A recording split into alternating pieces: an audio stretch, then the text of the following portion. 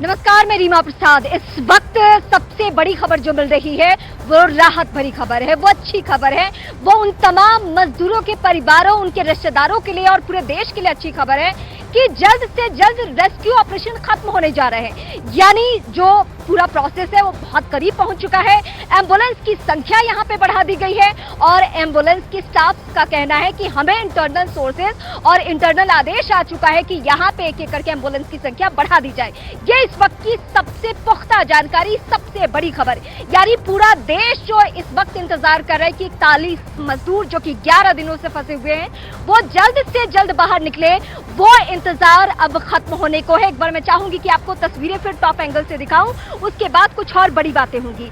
ये जो पूरा प्रोसेस है वो कल जैसा ही दिख रहा है, लेकिन आज की सफलता ये है, आज की उपलब्धि ये है कि आज अभी तक यानी बीते 24 घंटे में या रात भर जो काम चला है उसमें कहीं कोई रुकावट नहीं आई है। और इसी तरीके से अगर ये पूरा प्रोसेस स्मूथली चलता रहा तो हो सकता है कि वो वक्त दूर नहीं, आज शाम या देर रात तक ये बड़ी सफलता मिल सकती है। यानी सभी मजदूर यहाँ पे बाहर निकल जाएंगे। जो तमाम एक्सपर्ट्स हैं उन्होंने सबको अलर्ट पे रखा है। उत्तरकाशी से लेकर अन्य जिलों से एम्बुलेंस की संख्या यहाँ पे 41 करने की कोशिश की जा रही है। चूंकि यहाँ पे स्पेस की कमी है, जगह नहीं है, तो सारे एम्बुलेंस यहाँ पे नहीं है। अभी यहाँ पे 8 से 10 की संख्या में एम्बुलेंस है और आसपास के इलाकों में उन सारे एम्बुलेंस को अलर्ट पे रखा गया है कि जैसे ही यहाँ सब कुछ पूरा हो जाएगा और सारे मजदूरों को निकाला जाएगा तो सबसे पहले उन्हें अगर किसी की क्रिटिकल सिचुएशन है तो उसे नियर बाय जो भी हॉस्पिटल है वहां ले जाया जाएगा, और कोई अगर ठीक है तो उत्तरकाशी, और उसके बाद उसके घर परिवार के लोग, उसके परिवार के सदस्य जो पहुंचे हुए हैं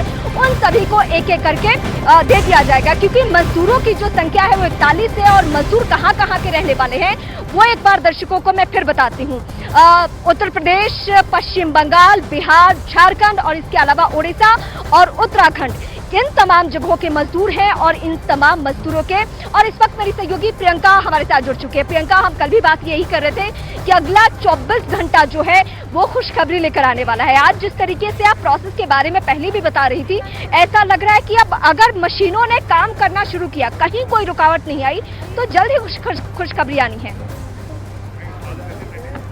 जी बिल्कुल, 6 पाइप जो हैं रेस्क्यू पाइप्स वो टनल के अंदर जा चुके हैं। कैसे वो रेस्क्यू पाइप्स होते हैं ज़रा पहले मैं दर्शकों को ये दिखा दूं। ये जो पाइप्स यहाँ पर नज़र आपको आ रहे हैं, ये आप देखें, ये तकरीबन 800 डायमीटर का ये पाइप है जिनको अंदर भेजा जा रहा है। अभी इस तरीके के 6 पाइप्स जो हैं वो अंदर जा चुके हैं और अभी 7वें को भी पूरा होने में थोड़ा ही समय बाकी है। तो 7 पाइप थोड़ी ही देर बाद इस टनल में होंगे और उसके बाद इन पाइप्स को भेजने का सिलसिला होगा। देखिए किस तरीके से रेस्क्यू किया जाएगा वो मैं आपको समझाती हूँ। ये जो पाइप्स यहाँ पर डले हुए हैं, इन पाइप्स जैसे ही ये पूरा काम हो जाएगा, 60 मीटर तक ये पाइप्स पहुंच जाएंगे। उसके बाद एनडीआरएफ के जो लोग हैं पहले वो इसके अंदर जाएंगे और सीधा वहां तक पहुंचेंगे जहां पर मजदूर जो है वो ट्रैप्ड है। आप देख रहे हैं इतना स्पेस इसमें है कि आराम से कोई जो है इसमें क्रॉल करके जा सकता है। तो एनडीआरएफ के जो जवान है वो पहले इससे अंदर जाएंगे, मजदूरों के पास पहुंचेंगे और फिर उनको लेट कर इससे बाहर निकाला जाएगा। उस तरीके का सिस्टम रखा जाएगा।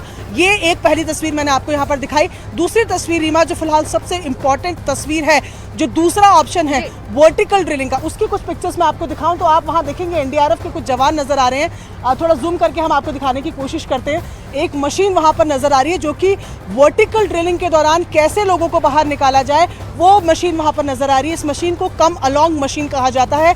और अभी जैसे आप देख रहे हैं ये मशीन है, इसके पीछे की तरफ एक स्ट्रिंग नजर आ रही है, एक तार सी नजर आ रही है।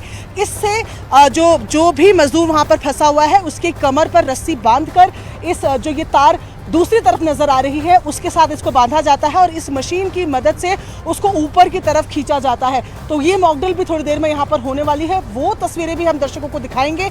लेकिन जिस तरीके से हम बात कर रहे हैं, एक जो कि टनल के फेस से लगातार रेस्क्यू ऑपरेशन चल रहा है वो, और वर्टिकल ड्रिलिंग, दोनों की तैयारियां तेज हैं। उम्मीद यही की जा रही है कि जिस तरीके से तेजी से फिलहाल काम चल रहा है तो कोई बड़ी खुशखबरी जल्द ही हम दर्शकों तक पहुँचा पाएंगे।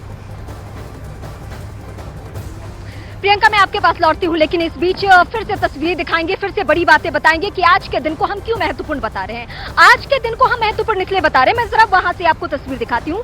कल जब मैं इसी वक्त में रिपोर्टिंग आप दर्शकों के सामने कर रही थी, तो यहाँ पे जिस पाइप को प्रियंका आपको बाहर से दिखा रही थी, वो सभी पाइप यहाँ दिख रहे थे। यानी इतने पाइप अंदर जा चुके हैं, इतने पाइप प्रोसेस में है जिससे कि वो सभी मजदूर बाहर निकल सके। यानी अंदर सब कुछ बहुत बेहतरीन तरीके से चल रहा है, कहीं कोई अभी तक रुकावट नहीं है। और हम सबको उम्मीद यही है, ईश्वर से प्रार्थना यही है कि आज कोई रुकावट ना हो, ताकि सभी मजदूर एक एक करके बाहर निकल सके। यानी कल की तुलना में आपको इन तस्वीरों में फर्क जरूर नजर आ रहा होगा, थोड़ा माहौल स्मूथली जरूर है। यानी आज उस तरीके से पैनिक सिचुएशन नहीं है। हालांकि मैं उस बैरिकेडिंग की तस्वीर भी दिखाऊंगी जहां पे पुलिस कर्मियों की मौजूदगी, वहां से कोई भी अंदर नहीं जा सकता, किसी तरीके की कोई लापरवाही नहीं, कोई कोताही नहीं। बीते 24 घंटे से पहले की बात करूं तो 7 पुलिसकर्मी सिर्फ इस बात के लिए सस्पेंड हो गए थे कि इस एरिया में लोगों का मूवमेंट शुरू हो गया था। मैं फिर अपनी सहयोगी प्रियंका का रुख करूंगी, एक एक करके तमाम जो सवाल है उसको जानना बहुत जरूरी है। प्रियंका, कल और आज में अगर मैं आपसे फर्क समझना चाहूं तो क्या क्या फर्क नजर आ रहा है? कल जो हमने देखा कि ये सभी जो पाइप जिसको इस वक्त आप दिखा रही हैं वो टनल के ठीक करीब रखा गया था, लेकिन रात भर में जो पूरा प्रोसेस चला है, पूरा रेस्क्यू ऑपरेशन चला है, उसको सभी को अंदर कर दिया गया है और 60 तक पहुंचने का ये जो पूरा टारगेट है उसके हम बहुत करीब पहुंच चुके हैं। जी बिल्कुल, देखिए ऑगरिंग जो है वो शुरू हो गई है। दरअसल क्या पूरा प्रोसेस होता है वो मैं आपको समझाती हूँ। ये जो पाइप्स हैं इन्हें जोड़ा जाता है, वेल्ड किया जाता है पहले, और वेल्डिंग सबसे ज़्यादा समय लेती है। 900 डिग्री तक की का जो टेम्परेचर होता है वो वेल्डिंग के दौरान होता है। ऐसे में 2 घंटे की वेल्डिंग के बाद 1 घंटा इन्हें छोड़ा जाता है ताकि टेम्परेचर थोड़ा सा कम हो, और उसके बाद ऑगरिंग का काम यानी कि अंदर घुसाने का जो काम है वो शुरू होता है। ऐसे में कल रात भर से जो हमें सामने अभी अपडेट आया है कि अभी 7वें पाइप को अंदर डाला जा रहा है और जल्द ही 7वां पाइप भी पूरा अंदर होगा। तो ये तो होता है इसका प्रोसेस कि किस तरीके से किया जाता है। अब बात की कल से आज तक में क्या फ़र्क है, तो सबसे पहला फ़र्क तो ये है कि अब उम्मीदें कल की तुलना में ज़्यादा हैं। कल वेल्डिंग का काम चल रहा था, आज पाइप्स अंदर जाने लगे हैं। कल 4 दिन बाद 3 दिन बाद काम शुरू हुआ था, आज तेज़ी से काम चल रहा है। और ऐसे में अगर किसी तरीके की कोई हिंड्रेंस नहीं रही, कोई ऑब्स्ट्रिकल नहीं आया, कोई ऐसा चट्टान सामने नहीं आई जिसको भेदना अगर मशीन के लिए मुश्किल हो रहा है, तो ऐसे में माना जा रहा है बेहद अच्छी स्पीड से हम आगे बढ़ रहे हैं। मैं फिर एक बार आपको तस्वीरें दिखाऊंगी। एनडीआरएफ के पास जो मशीन नज़र आ रही है वो मशीन जो है वो वर्टिकल ड्रिलिंग के लिए इस्तेमाल में लाई। वेल्डिंग में ही एक जो उसका मिनिमम वर्क टाइम है उसे पूरे किए बगैर आगे नहीं बढ़ा जा सकता, और ये भी ज़रूरी है कि जो काम हो वो बहुत अच्छी क्वालिटी का हो ताकि आगे फिर अंदर किसी तरीके की दिक्कत ना आए। तो जो नॉर्मल रिक्वायरमेंट है वर्क की वो तो लगेंगी ही, लेकिन जो अभी तक की प्रोग्रेस है बहुत अच्छी है और उम्मीद करते हैं कि जल्दी से जल्दी विक्टिम तक पहुंच पाएंगे। ये जो 60 मीटर पहुंच रहा है सर, ये कितना चौड़ा पाइप है और क्या उससे आसानी से विक्टिम्स बाहर आ सकते हैं? ये बिल्कुल ये करीब आपका 800 mm का पाइप है, तो काफ़ी हमने इसमें ड्रिल करके भी देखा है कि किस तरीके से इसमें विक्टिम का मूवमेंट किया जा सकता है। तो ये मोर देन सफिशिएंट स्पेस हमको मिल जाएगा।